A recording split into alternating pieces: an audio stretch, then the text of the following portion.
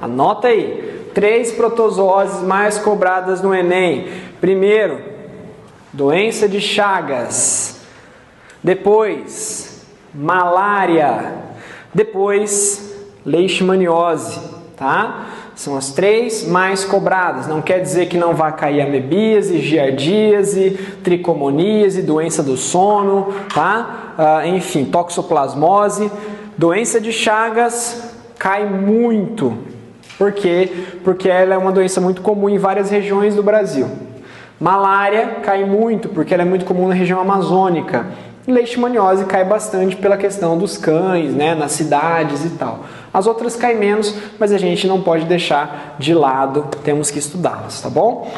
Antes da gente começar, nós temos alguns conceitos. Lembra lá que na aula de de bacteriose ou de virose? Foi de virose. Eu passei doenças como que era? Ressurgentes, doenças emergentes, doenças negligenciadas, tá? Aqui eu vou passar alguns conceitos importantes para a gente entender um pouquinho de parasitologia, um pouquinho de protozoose. Primeiro, agente etiológico. Agente etiológico é o que, gente? É o causador da doença, tá? Então, muita atenção quando perguntar para você quem é o agente etiológico e quem é o vetor. O vetor é o transmissor. O agente etiológico é o causador. Então, por exemplo, agente etiológico, Trypanosoma cruzi, é o causador da doença de Chagas. Ancylostoma duodenale é um causador da ancilostomíase, do amarelão, tá? Que é uma verminose, não é uma protozoose. Estou só falando do conceito, tá? Vetor é quem transmite o parasita. Então, Triatoma infestans é o nome científico do barbeiro, que é o transmissor do tripanossoma, tá? Anopheles sp é o mosquito, transmissor da malária. Não é comum sacanear com os alunos, mas tem vestibular que sacaneia. Uma das maiores sacanagens que fizeram, na minha opinião, né, com os alunos foi a UFGD, que perguntou o seguinte: qual é o nome do vetor da doença de Chagas? Letra A, Trypanosoma cruzi. Letra B, Plasmódio. Letra C, Triatoma infestans, lá no meio dos outros. Olha, os guri foram babando e marcaram o Trypanosoma cruzi. 90% marcou o Trypanosoma cruzi. Ah, vetor da doença de Chagas, Trypanosoma cruzi. Pô, letra A ainda. Vetor da doença de Chagas não é o Trypanosoma cruzi, é o Triatoma infestans, é o barbeiro. Tá? O Trypanosoma cruzi é o agente etiológico. Então, assim, é uma pegadinha? Derrubou muita gente? Derrubou. Pode ser que nem tenha feito tanta diferença para aquele que passou. Porque às vezes o cara que passou, a pontuação dele foi tão alta que às vezes ele errou essa questão e o resto não fez tanta diferença. Mas, claro que a gente tem que ficar sempre esperto. A leitura, quanto mais atenção você tiver, menos erros você comete. A maior parte dos erros que a gente comete nas provas é na última meia hora da prova, tá? Que a gente já está cansado, o tempo está correndo, você está desesperado. Então, por isso que eu sempre falo, não deixe o que você sabe para a última hora, tá? Estratégia de prova, a gente chama de GTP, gestão de tempo de prova.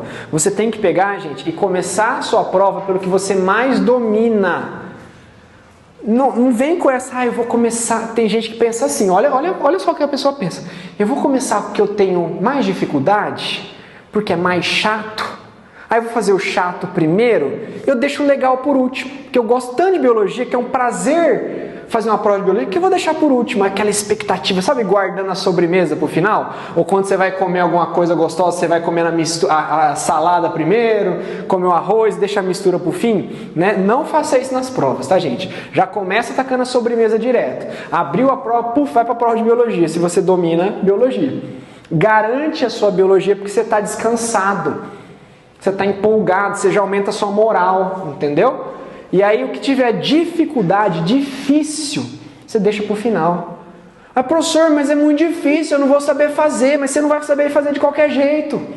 Entendeu? Tem questão que você vai ficar 10 minutos para rachar a cabeça e vai errar. Então é melhor você deixar essa para o final, se você tiver que chutar, você chuta essa que você errar. Aí você fez a primeira questão da prova, você demorou 10 minutos para resolver a questão, você errou. Na primeira questão da prova.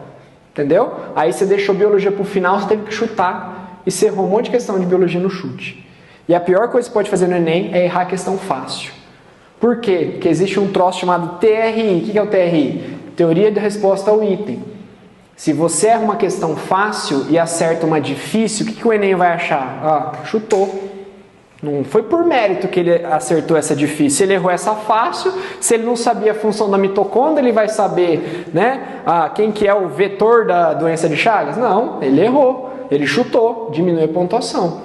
Então, às vezes, aquela discrepância de nota, poxa, eu acertei 120 questões no Enem, meu colega acertou também, ele teve nota mais alta que eu. Que absurdo, é a coerência. Então, por isso que a estratégia de prova é importante. Comece fazendo aquilo que você domina mais. Depois você vai olhando as outras questões, gente, e vai fazendo as médias. As difíceis deixa para o final. Para com essa história de querer pegar uma prova e fazer de 1 a 90 corrido. Ai não, porque eu sou todo metódico, eu não posso pular questão. Você vai de 1 a 90 corrido. Aí as últimas, todas você tem que chutar, porque falta o seu tempo. Tá? Você vai diminuir os seus erros por falta de atenção, que você vai estar mais tranquilo, você não vai deixar a biologia para o final, por exemplo, e você vai aumentar a coerência do seu TRI, porque se você tiver que errar, que erre questões difíceis. Mas como é que eu vou errar só questão difícil, prof? Se eu deixar para o final. Tudo bem? Nada impede que você tente fazer questões difíceis na prova, tá, gente? Mas se você for que você domina mais e depois fazer questões fáceis, você sobra mais tempo para você fazer questões difíceis e a chance de você acertar é maior, tá bom? Voltando, hospedeiro definitivo, também chamado de HD, nós vamos falar bastante sobre isso. Vocês viram que nós não falamos de hospedeiro definitivo intermediário em bacterioses e viroses, porque nós não temos muito esse conceito de reprodução sexuada e assexuada em vírus, reprodução sexuada e assexuada em bactérias. Eu nem falei de reprodução sexuada em bactérias, eu falei de variabilidade genética, porque para ter reprodução sexuada tem que ter fusão de gametas.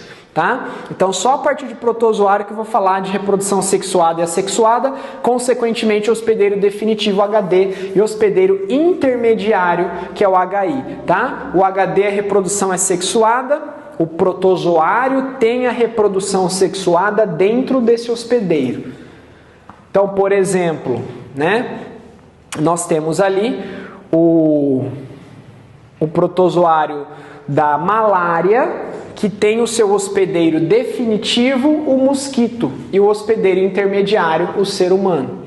Já lá o verme esquistossoma, né, o Schistossoma mansoni, o homem é o hospedeiro definitivo porque o Schistossoma tem reprodução sexuada e o caramujo é o hospedeiro intermediário porque ele tem reprodução assexuada, tá bom? Mas nós vamos voltar a falar sobre isso. Ainda sobre conceitos, ó. Parasita monoxênico é aquele parasita que só tem um hospedeiro, ou seja, então não vai ter intermediário, é só hospedeiro definitivo. Um exemplo é a amebíase, a giardíase, a lombriga, ele só tem um hospedeiro. Você não vai precisar de outro ser para o ciclo de vida se completar. Eu tenho o parasita heteroxeno, tá? Também chamado de digenético. Digenético. Tá? Que tem 2 hospedeiros, eu preciso dos 2 hospedeiros para ele completar o seu ciclo. Por exemplo, no Trypanosoma cruzi, eu tenho o hospedeiro homem ou vertebrado e o hospedeiro invertebrado ou barbeiro. Se eu tirar o barbeiro da história, o ciclo não se completa. Na malária, eu tenho o homem e eu tenho o mosquito prego. Se eu tirar o mosquito da história, o ciclo não se completa. Então, uma forma de você quebrar a reprodução do parasita é você tirando um hospedeiro. Ah, tem o homem e o caramujo, vou tirar o homem? Não, né? Vou preservar o caramujo e eliminar o homem. Não é assim que funciona, tá? Você tem que eliminar o hospedeiro que não seja o homem, tá bom? Profilaxia. Profilaxia, alguns livros tratam profilaxia como prevenção, tá? Prevenção é uma profilaxia. Outros falam que já é prevenção e tratamento. Então, teoricamente, medidas profiláticas são medidas preventivas, tá? Alguns falam que profilaxia também é sinônimo de tratamento, outros têm a diferenciação. Nesse caso, métodos de prevenção, saneamento básico. A maior parte de protozooses que envolvam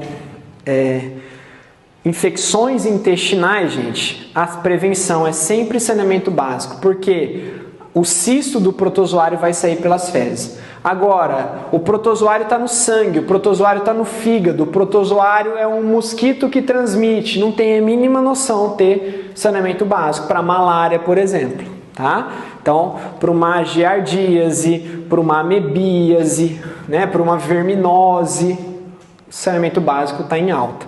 Higiene pessoal, tratamento dos doentes, geralmente são formas de profilaxia, tá bom?